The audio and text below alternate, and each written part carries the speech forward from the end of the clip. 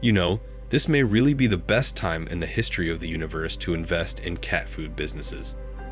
With more and more men going their own way, we're seeing more and more women living the single life, way after they've passed the proverbial wall of beauty and age. But if you ask why men are not indulging in relationships anymore, it's because nobody wants to come home after a day of competing out in the world with someone who is competing with you. That is a recipe for misery and divorce.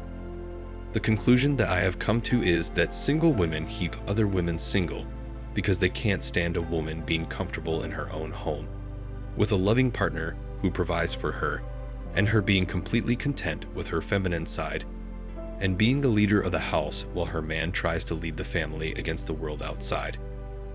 I never understood the mentality that a woman taking care of a house for her family is considered oppressive.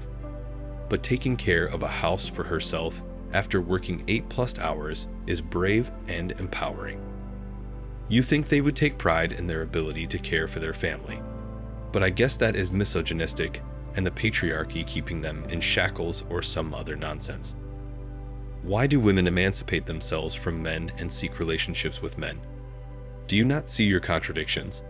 It is like slaves who free themselves from their masters and want to be in relationships with their masters, where children who emancipate themselves from their parents still expect their parents to provide and protect them. Why do you expect men to be traditional gentlemen, but you refuse to be submissive classic ladies? Independent means alone, not together. If you want to be the master and men are your slaves, that mean you are settling. Besides, a master will never be another master's slave.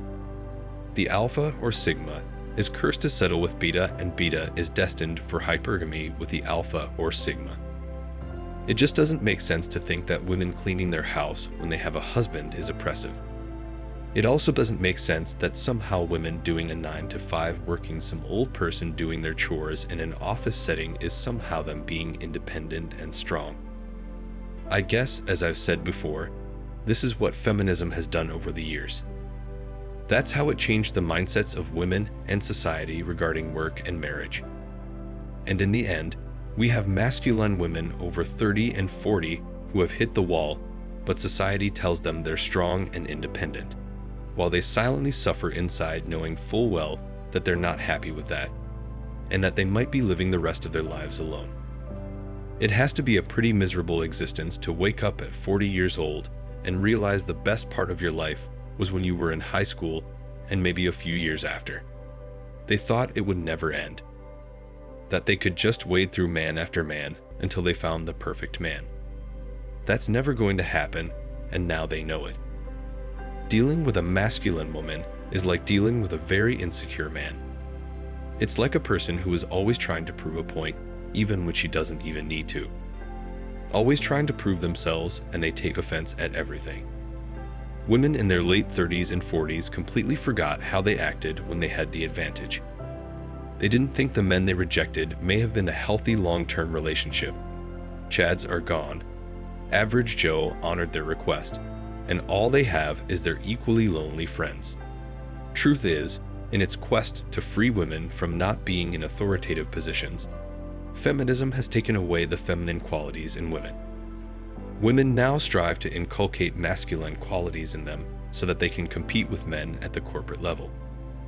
All of this has led to an imbalance in the dating landscape that has resulted in men going their own way and not committing to women long-term, while women are choosing their careers instead and are only realizing that they can never become like men. Because a man can live his life alone. A woman can't. It's a bitter reality. The problem with these women is they never engage in self-reflection. They never are responsible for their lives or their failures. It is always someone else's fault. They are damaged, yet their list of requirements of a man gets longer and more demanding as they age, not less. On dating profiles, they never say what they bring to a relationship that a man actually wants. On their profiles, it's always me. Me, I want, I need. They believe they are the prize. But the guy has to be taller, stronger, wealthier, better looking, more charismatic, more worldly, and a feminist. So, who has worked harder and is higher value and status? The man, obviously. The delusion is incredible. It is probably because they have been told all their lives that they are perfect princesses who can do no wrong. The common phrase used by modern women these days, "I don't need a man, but I want one," tells us that women treat relationships like shopping. They don't need a new handbag, but they want one.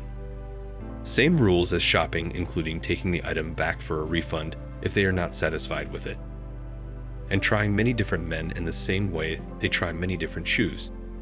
So, a woman's shopping habits will indicate what she is like in relationships. For them, it's the same part of their brain. It's funny how they are so lonely, yet they each have hundreds of men in real life and on social media who give them tons of attention and validation and would drop everything to be with them. They have hundreds of options. Yet, they reject all of them hoping for the dream Chad. Not to mention when these women were young, they all had it made, and the guys their age they all rejected.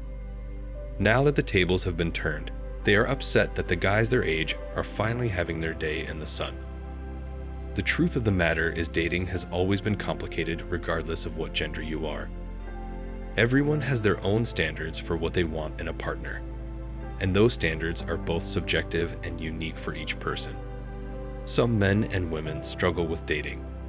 Other men and women do well. Dating will always involve risk, rewards, vulnerability, pleasure, and pain, regardless of whether you're a man or a woman.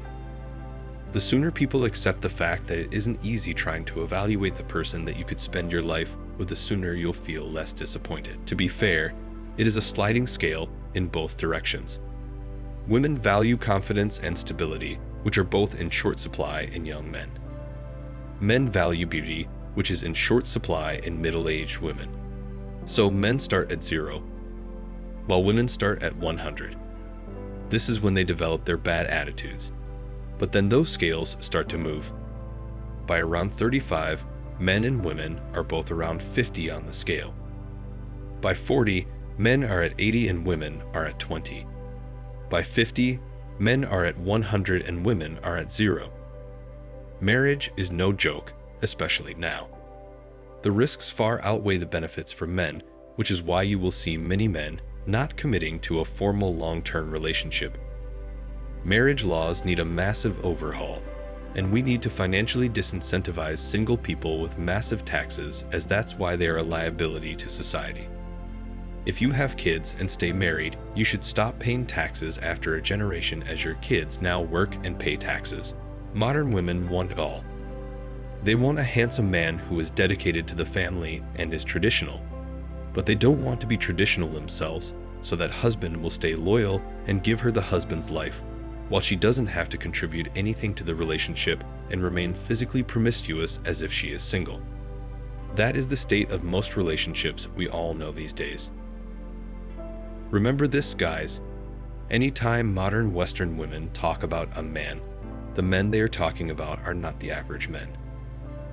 These women are talking about the top 5% of men who are the best looking, most successful, and the most sought after. Average men are invisible to these women, and with dating apps, they can literally pick and choose what they want, and they are all picking the same men.